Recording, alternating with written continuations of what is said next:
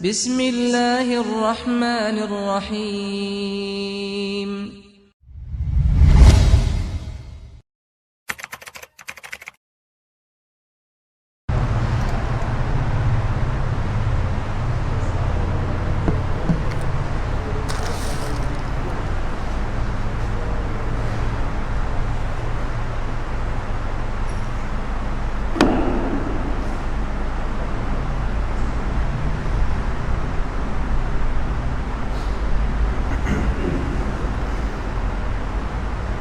Bismillahirrahmanirrahim. Assalamualaikum warahmatullahi wabarakatuh.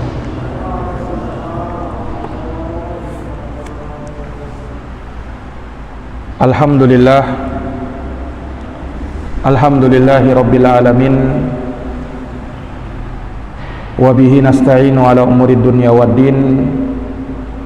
Asyhadu an la ilaha illallah wahdahu la syarikalah, ilahul awwalina wal akhirin, wa asyhadu anna muhammadan abduhu wa rasuluh as-sadiqul amin, sallallahu alaihi wa ala alihi wa sahbihi wa man tabi'ahum bi ihsanin ila yaumiddin wa sallama tasliman katsira, amma ba'd.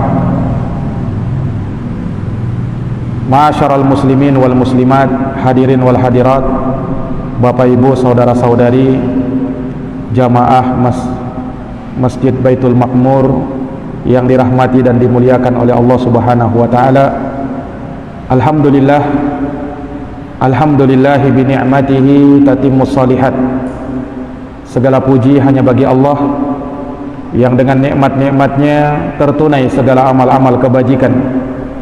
Salawat dan salam semoga tercurah limpahkan kepada junjungan kita Nabi Agung, Nabi besar Muhammad sallallahu alaihi wasallam, kepada keluarga dan para sahabatnya, serta orang-orang yang senantiasa meniti jalannya sampai hari kiamat.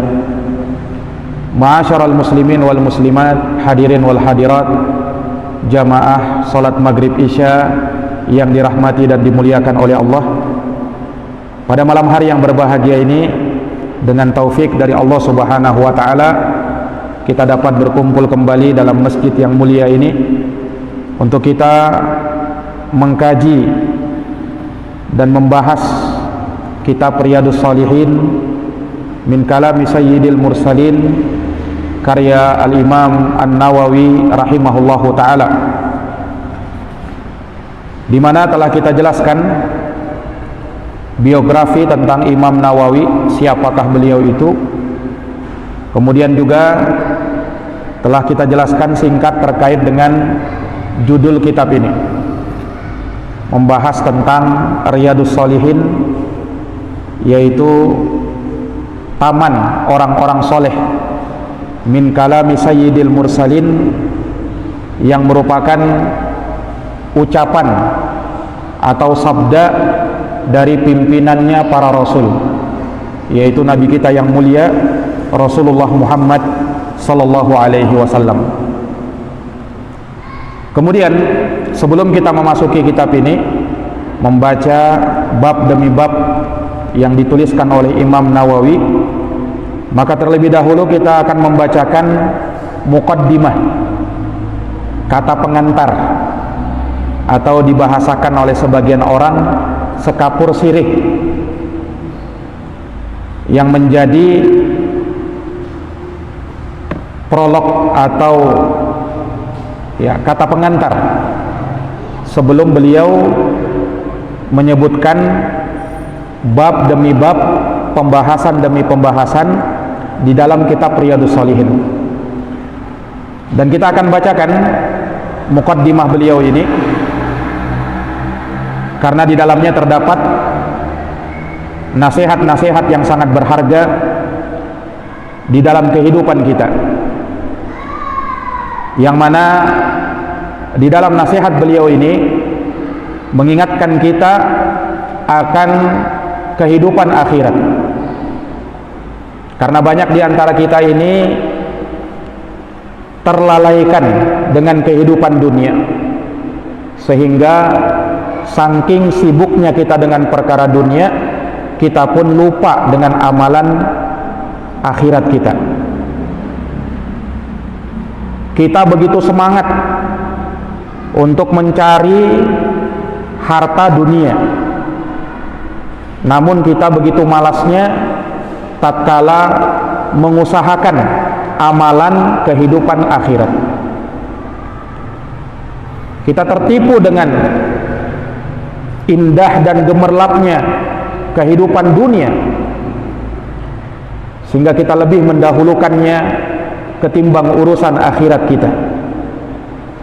Seakan-akan kita ini merasa hidup bisa 1000 tahun lagi, padahal seperti yang disabdakan oleh Nabi, a'maru ummati ma baina sittina wa sab'in wa aqalluhum man yajuzu dalika. Umurnya umatku, kata Nabi, hanya antara 60 sampai 70 tahun, sedikit yang melampaui itu. Sedikit, kata Nabi, yang melampaui itu. Nah, kalau kita pikir umur kita ini sudah berapa?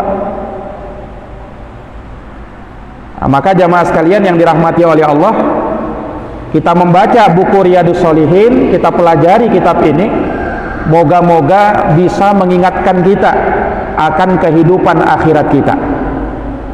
Dan semoga ini bisa menjadi penegur bagi kita, bisa menjadi pengingat bagi kita akan kehidupan yang pasti akan kita datangi. Karena kematian adalah suatu hal yang pasti. Seseorang tidak tahu kapan dia akan meninggal dunia. Terkadang kematian itu datang dalam keadaan kita belum siap untuk mati. Mungkin semua dari kita kalau ditanya pada hari ini, siap enggak untuk mati? Mungkin kebanyakan kita mengatakan belum siap, karena kita masih merasa terlalu sedikit amal yang kita lakukan untuk kehidupan akhirat. Atau kita mungkin masih ragu, apakah amalan saya ini sudah cukup untuk menyelamatkan saya di kehidupan akhirat nanti. Nah, sementara kematian itu datang, tidak pandang bulu dia. Dan kematian itu datang tidak menunggu kita taubat dulu kepada Allah. Kematian itu datang tidak menunggu kita beribadah dulu kepada Allah, baru datang ajal itu. Terkadang kematian itu datang secara tiba-tiba. Setiap hari kita mendengar adanya orang-orang yang meninggal dunia. Entah itu mungkin keluarga kita sendiri, atau tetangga kita, atau sahabat-sahabat handai taulan kita. Dan itu sebenarnya peringatan kepada kita semuanya bahwa kita pun kelak akan dijemput dengan ajal kita. Maka semoga dengan kita membaca ayat-ayat di dalam Al-Quran dan hadits-hadits Rasulullah SAW melalui kitab Riyadhus Shalihin ini, kita tidak terlalu panjang angan-angan terhadap kehidupan dunia ini. Kita akan lebih mempersiapkan diri untuk kehidupan yang kekal abadi, itulah kehidupan akhirat. Nah, Imam Nawawi rahimahullahu ta'ala di dalam muqaddimahnya ini mengingatkan tentang perkara ini. Kita akan baca muqaddimah beliau.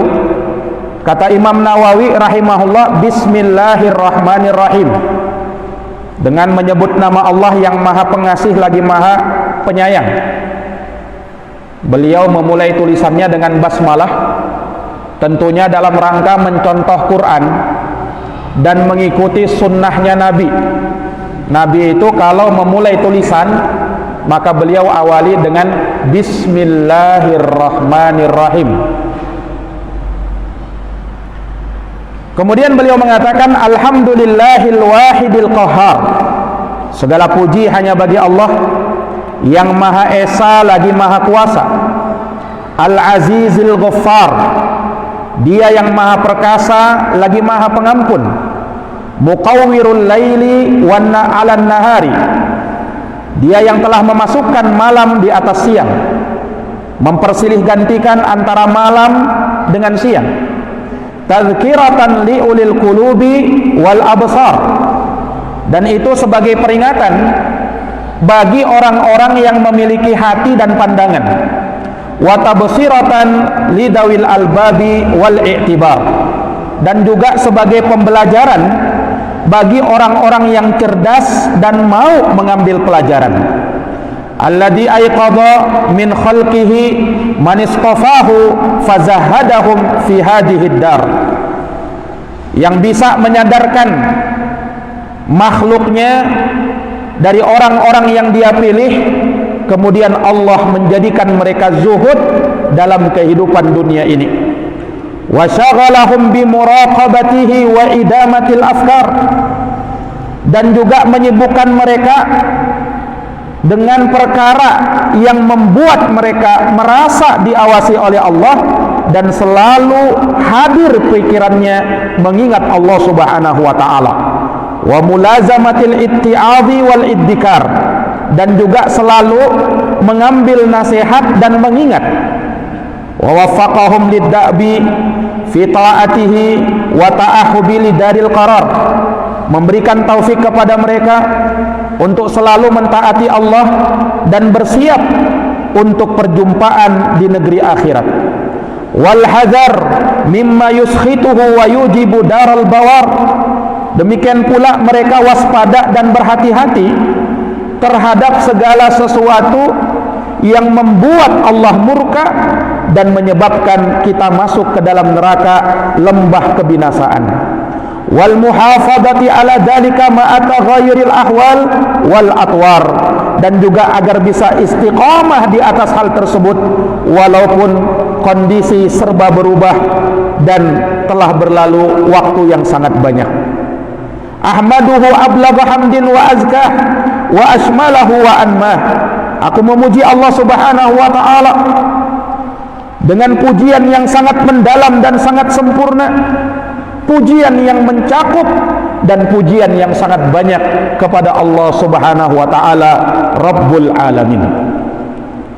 Ini puji-pujian Imam Nawawi kepada Allah Subhanahu wa taala, yang mana kesimpulan dari apa yang beliau ingatkan di dalam muqaddimahnya ini, jadi beliau rahimahullahu taala mengingatkan kepada kita agar kita ini bersikap zuhud terhadap dunia.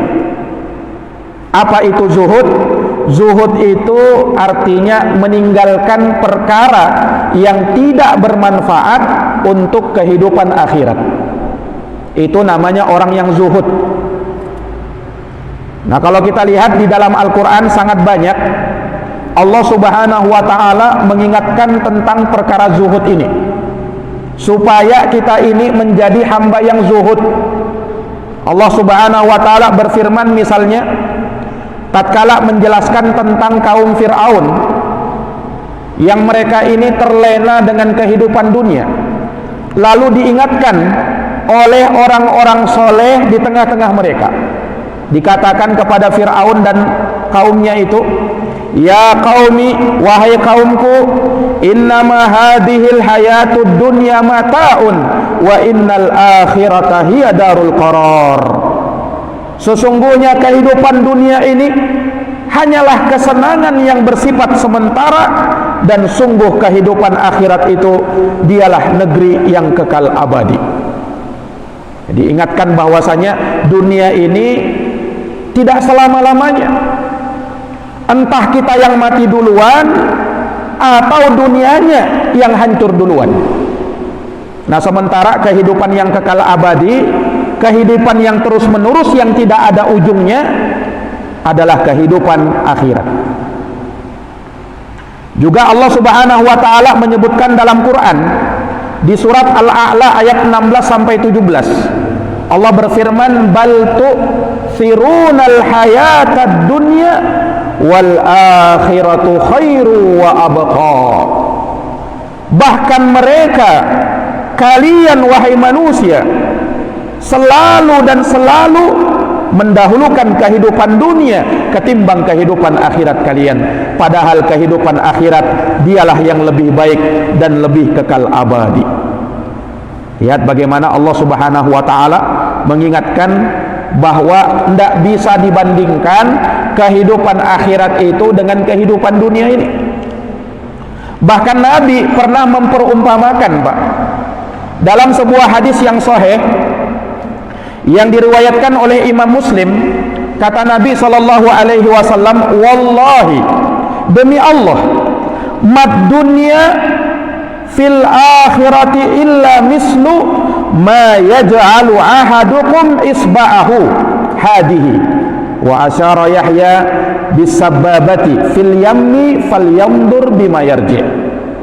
Jadi kata Nabi, demi Allah, tidaklah kehidupan dunia kalau mau dibandingkan dengan kehidupan akhirat kecuali seperti orang yang mencelupkan jari telunjuknya ke dalam lautan. Dia celupkan begini, kemudian dia angkat, dan dia lihat ada tetesan-tetesan yang menetes dari jarinya tersebut. Nah, itulah dunia. Sementara akhirat lautan yang sangat luas itu. Bisa dibandingkan? Tidak bisa. Maksudnya, kata Imam Al-Hafidh Ibnu Hajar, kenikmatan-kenikmatan dunia itu baru tetesan-tetesan yang tatkala kita celupkan di dalam lautan menetes air-air itu, itulah kenikmatan dunia. Sementara kenikmatan akhirat lautan yang terbentang luas. Tak bisa dibandingkan, Pak. Tapi subhanallah, manusia dengan melihat tetesan-tetesan air itu yang hanya sedikit itu, betapa semangatnya mereka mencarinya, sehingga mereka lebih dahulukan ketimbang lautan yang sangat luas dari kenikmatan di akhirat.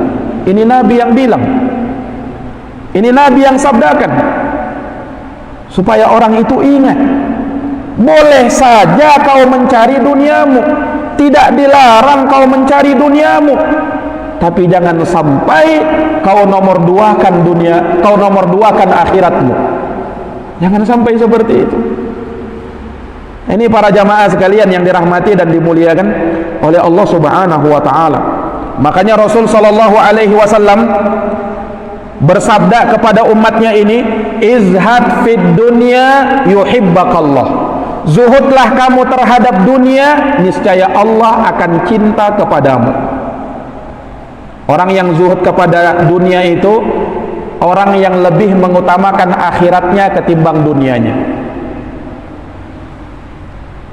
Dia akan lebih mengutamakan akhiratnya. Dia cari dunianya tapi untuk mendukung akhiratnya. Dia usahakan dunianya untuk bisa membantu dia beribadah kepada Sang Pencipta Allah Subhanahu wa taala. Ini jamaah sekalian yang dirahmati dan dimuliakan oleh Allah. Sehingga jangan disalahpahami, zuhud itu bukan artinya meninggalkan dunia secara totalitas. Bukan itu. Bukan orang yang zuhud itu taunya beribadah saja di masjid,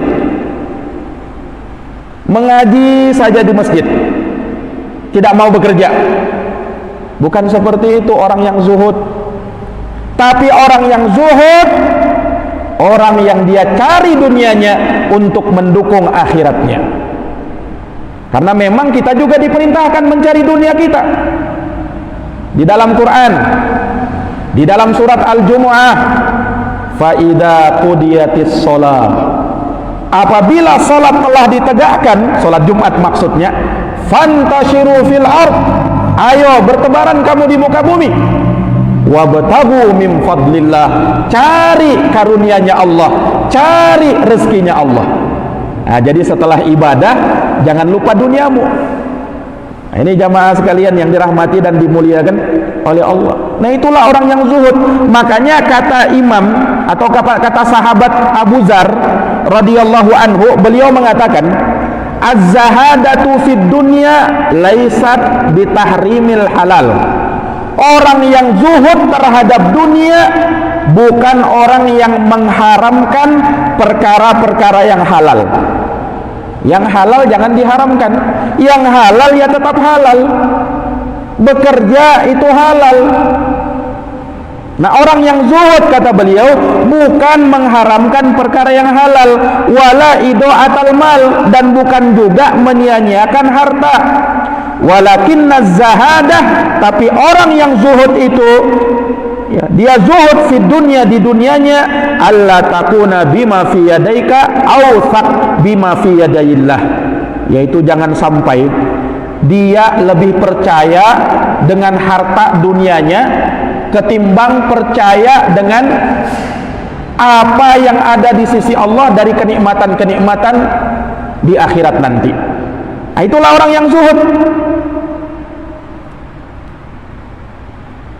Wa antakuna fi thawabil musibah idza anta usibta biha arghaba fiha law annaha ubqiyat laka. Kata beliau, dan juga orang yang zuhud itu orang yang tatkala dia ditimpa musibah, mungkin kurang rezekinya atau kurang pendapatannya hari ini, dia jadikan apa yang menimpa itu sebagai hal yang bisa menyebabkan ia mendapatkan pahala di sisi Allah kalau dia mau bersabar. Karena orang beriman, Pak, ini nikmatnya jadi orang yang beriman, tahu agama, apapun musibah yang menimpa dia bisa berbuah pahala kalau dia bersabar. Syaratnya itu saja, kalau mau bersabar. Nah, Rasul pernah mengatakan, ma min muslim ma yusibul muslim min nasabin wala wasabin wala ghammin wala adha hatta syaukah yushaquha illa kaffarallahu biha min khatayah. Kata Nabi SAW dalam hadis yang diriwayatkan oleh Imam Muslim, tidak ada sesuatu apapun yang menimpa orang yang beriman, entah itu kesulitan dalam hidup, entah itu kesusahan dalam hidup, dia ditimpa musibah, malapetaka, hal-hal yang tidak mengenakan, yang membuat dia sedih, merana, sampai duri yang menusuk kakinya. Kalau dia mau bersabar, maka itu akan menjadi penggugur dosa. Ini para jamaah sekalian yang dirahmati oleh Allah. Makanya jangan kita ini langsung berburuk sangka kepada Allah tatkala kena musibah. Boleh jadi Allah sayang sama kita, Allah ingin menghapuskan sebagian dosa-dosa kita. Karena mungkin kita ini terlalu banyak dosa, ditimpa masalah, ditimpa musibah untuk menghapuskan dosa-dosa kita. Ini para jamaah yang dirahmati dan dimuliakan oleh Allah Subhanahu wa taala. Iya. Nah, inilah orang yang zuhud. Orang yang zuhud juga orang yang senantiasa mencukupkan diri dengan yang halal-halal saja. Tak mau dia dengan yang haram-haram. Dia punya sifat qanaah. Qanaah itu, Pak, merasa cukup dengan yang halal walau sedikit. Daripada banyak tapi haram, daripada banyak tapi hasil menipu, daripada banyak tapi hasil korupsi. Dia tahu bahwasanya yang haram tidak akan menjadi daging bagi dia. Yang bisa jadi daging itu, itulah yang halal-halal saja. Nah, kalau orang sudah berani mengkonsumsi yang haram, jangan berharap doanya, permohonannya, munajatnya diterima oleh Allah Subhanahu wa taala. Nabi pernah sebutkan, Pak, dalam sebuah hadis, Nabi ceritakan ada orang yang dia ini mengadakan safar perjalanan panjang, berambut kusut masai lagi berdebu. Kemudian dia menengadahkan tangannya ke atas langit seraya berdoa, ya Rabbi, ya Rabbi, wahai Tuhan, wahai Tuhan. Berdoa dia. Tetapi kata Nabi, doanya sama sekali Allah tidak dengarkan. Allah tidak pedulikan dia. Loh, kenapa? Orang ini sudah berdoa. Kata Nabi SAW, bagaimana bisa dikabulkan doanya? Wa mat'amuhu haram, wa mashrabuhu haram, wa malbasuhu haram, wa gudiya bil haram, fa anna yustajabulah. Makanannya makanan yang haram, minumannya minuman yang haram, pakaiannya pakaian yang haram, dikenyangkan dengan yang haram. Bagaimana bisa doanya dikabulkan sama Allah? Allah tidak dengar doa orang yang suka mengkonsumsi yang haram-haram. Nah, itu orang yang tidak zuhud terhadap dunia. Orang yang zuhud dia tahu yang halal yang bisa membuat dia bahagia dalam hidup ini. Nah, kalau kita sudah berani mengkonsumsi yang haram, lebih-lebih kalau kita berikan yang haram ini kepada anak dan istri kita, nah, jangan salahkan nanti anak dan istri kita menjadi anak istri yang durhaka. Karena pengaruh, Pak, pengaruh makanan yang haram itu. Pengaruh makanan yang haram itu. Ulama menegaskan, kalau seseorang tumbuh dengan makanan yang haram, maka biasanya akhlak, tingkah laku dan perilakunya nanti tidak jauh dari perbuatan-perbuatan yang haram juga. Al jaza min jinsil amal, balasan sesuai dengan jenis amal yang kita lakukan. Kalau dulu kita suka mencari-cari yang haram, maka jangan salahkan kalau anak dan istri kita nantinya durhaka sama kita. Ini para hadirin yang dirahmati dan dimuliakan oleh Allah. Nabi sudah mengingatkan, kullu lahmin nabata min haramin fannaru aulalah. Setiap daging yang tumbuh dari sesuatu yang haram, neraka lebih pantas bagi dirinya. Ini kata Nabi SAW. Nah, ini para jamaah sekalian yang dirahmati dan dimuliakan oleh Allah, sebagai peringatan kepada kita. Ya, seseorang itu tidak masalah, hidupnya mungkin tidak kaya, hidupnya mungkin sederhana, atau bahkan dia serba kekurangan. Yang penting dia bahagia dengan keimanannya kepada Allah Subhanahu wa Ta'ala, dengan sifat qanaah yang ada pada dirinya. Orang kalau sudah punya sifat qanaah, ya, kalau sudah punya sifat qanaah, maka dia akan merasa cukup dengan apa yang datang kepada dirinya, walau sedikit. Tapi kalau orang, Pak, sudah tidak qanaah, walaupun banyak gajinya, walaupun banyak penghasilannya, tetap juga korupsi, tetap juga masih butuh yang haram-haram. Kenapa? Tidak punya qanaah. Nah, inilah orang yang paling miskin di dunia. Orang yang paling kaya di dunia itu, kata Nabi, orang yang punya sifat qanaah. Laisal ghina an kasratil araf, innamal ghina ghinan nafs. Kekayaan itu, kata Nabi, bukan diukur dari banyaknya harta, tapi kekayaan diukur dengan sifat qanaah, merasa cukup dengan apa yang datang kepada dia dari rezeki-rezeki yang halal. Irda bima qassamallah takun aghnan nas. Kata Nabi, ridolah kamu dengan apa yang Allah datangkan dan berikan kepadamu, niscaya kamu akan menjadi orang yang paling kaya di dunia ini. Ini para jamaah yang dirahmati dan dimuliakan oleh Allah Subhanahu wa Ta'ala. Maka ini beliau ingatkan. Jadi kita baca kitab Riyadhus Shalihin ini, Pak, kita belajar untuk menjadi orang yang zuhud, orang yang qanaah, tidak terlalu rakus dengan perkara dunia, dan dia lebih mengutamakan kehidupan akhiratnya ketimbang kehidupan dunianya. Kemudian jamaah sekalian, Imam Nawawi juga mengingatkan kepada kita agar kita ini selalu muraqabatullah.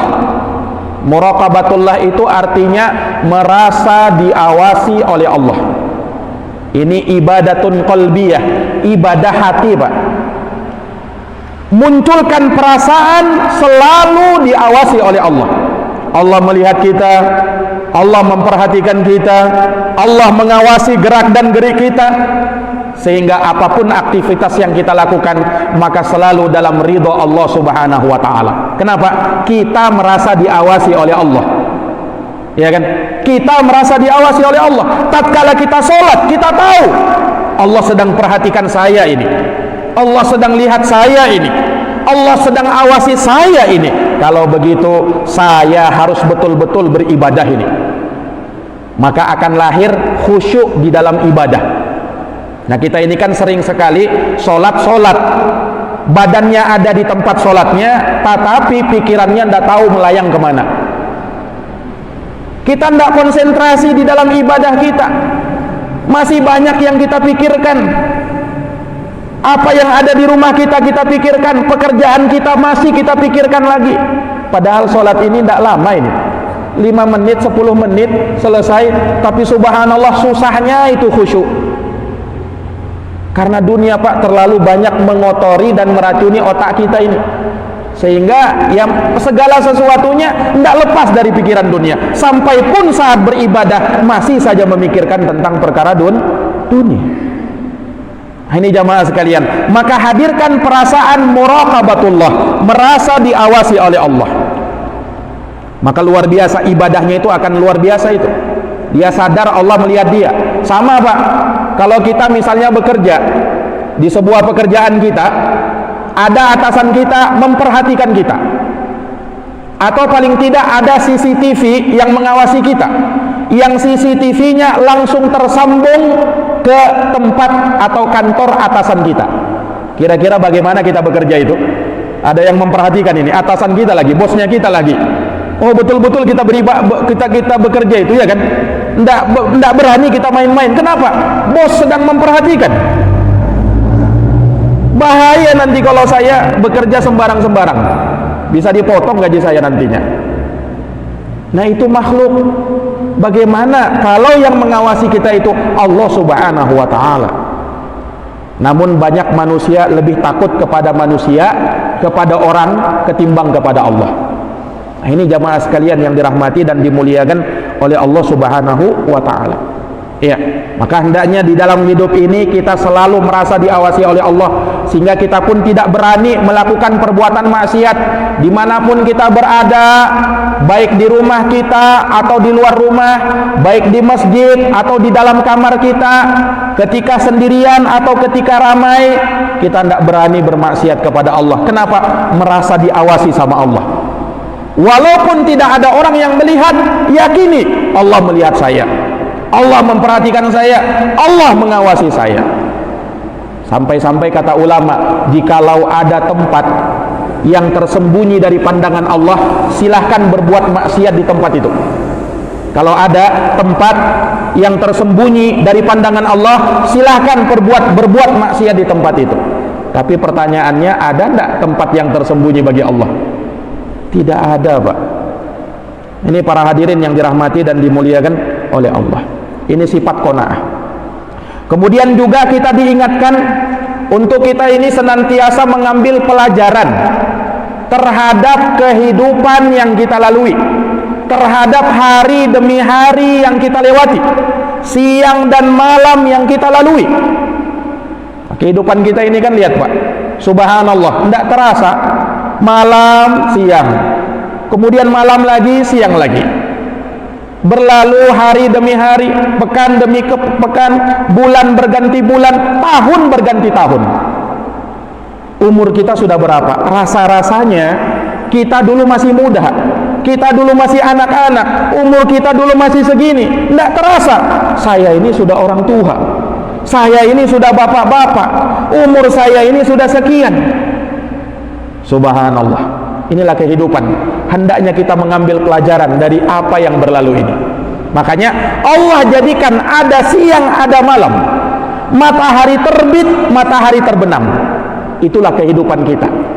Ada awalnya, pasti ada akhirnya. Ada permulaannya, maka pasti akan berakhir kehidupan ini. Ini para jamaah sekalian yang dirahmati dan dimuliakan oleh Allah subhanahu wa ta'ala. Ya, maka seorang mukmin pandai mengambil pelajaran.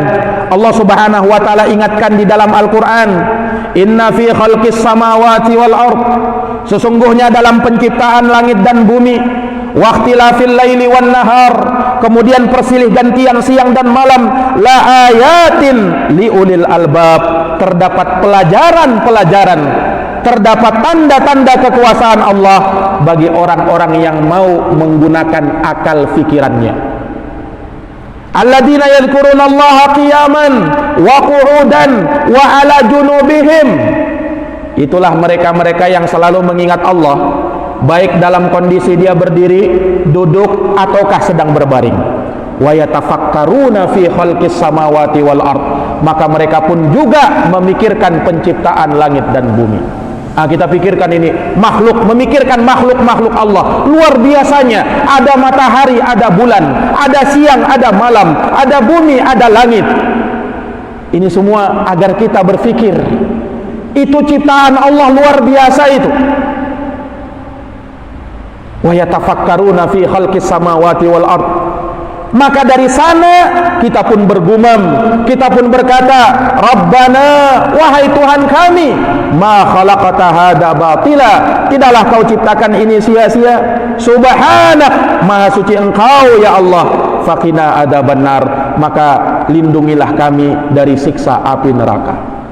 Ini para jamaah sekalian, seorang itu menggunakan akal fikirannya, bukan hanya terbatas untuk dunianya saja, tetapi dia berpikir, bagaimana kehidupan saya nanti ini. Orang itu kan kadang dia lihat, ya, dikatakan orang yang cerdas kalau dia memikirkan masa depannya. Makanya orang itu berpikir begitu. Orang tua pun memikirkan masa depan anaknya. Nak, betul-betul kau berusaha nak, bagaimana nanti masa depanmu nak? Harusnya kau jadi orang nak nanti di masa depan. Masa depan di mana? Di dunia. Tapi jarang orang memikirkan masa depan di akhirat.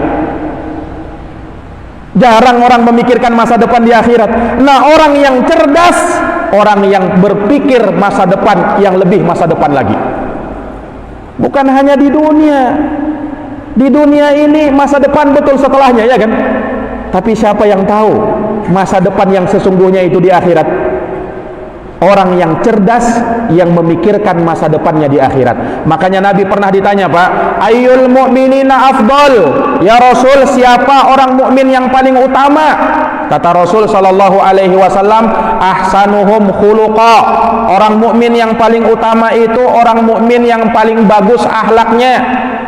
Kemudian Nabi ditanya lagi, ya Rasul, ayyul mu'minina aqyas? Siapa orang mukmin yang paling cerdas ya Rasul? Nah, lihat jawabannya Rasul. Orang mukmin yang paling cerdas, ahsanuhum, orang yang paling bagus persiapannya tatkala berjumpa dengan Allah Subhanahu wa taala. Kemudian wa aktsaruhum lil mauti dzikra, dan orang yang paling banyak mengingat kematian. Orang yang paling banyak mengingat kematian. Itu yang paling cerdas kata Nabi. Ulaikal aqyas, ulaikal aqyas. Itulah orang yang paling cerdas, itulah orang yang paling cerdas. Karena dia memikirkan masa depan yang lebih hebat lagi, yang lebih jauh lagi. Bukan hanya di dunia. Nah, ini para jamaah yang dirahmati dan dimuliakan oleh Allah Subhanahu wa taala. Nah, maka ini baru sedikit kita baca muqaddimah dari Imam Nawawi. Masih banyak beberapa muqaddimah yang beliau sampaikan, dan yang akan kita baca insyaallah taala di pertemuan yang akan datang. Masih banyak pelajaran-pelajaran yang bisa kita ambil dari muqaddimah yang berisi nasihat-nasihat dari seorang ulama, Imam Nawawi, Pak. Imam Nawawi ini luar biasa dalam memberikan nasihat, ya, membuat kita menjadi, ya, bersungguh-sungguh di dalam hidup ini, dan jangan sampai kita melupakan kehidupan akhirat kita. Silahkan kita berusaha untuk dunia kita, silahkan kita mencari dunia kita, tapi jangan sampai terlalu terbuai, jangan sampai terlalu terlena, jangan sampai tertipu dengan kehidupan dunia sehingga agama pun kita lupakan, akhirat pun kita korbankan demi mendapatkan dunia kita. Nauzubillahi min dalik. Demikian para jamaah yang dirahmati oleh Allah, lebih dan kurangnya saya mohon maaf. Hadanallahu wa iyyakum ajma'in. Kita akhiri bersama dengan doa kafaratul majlis. Subhanakallahumma wa bihamdika asyhadu an la ilaha illa anta astaghfiruka wa atubu ilaik. Walhamdulillahi rabbil alamin. Wassalamu alaikum warahmatullahi wabarakatuh.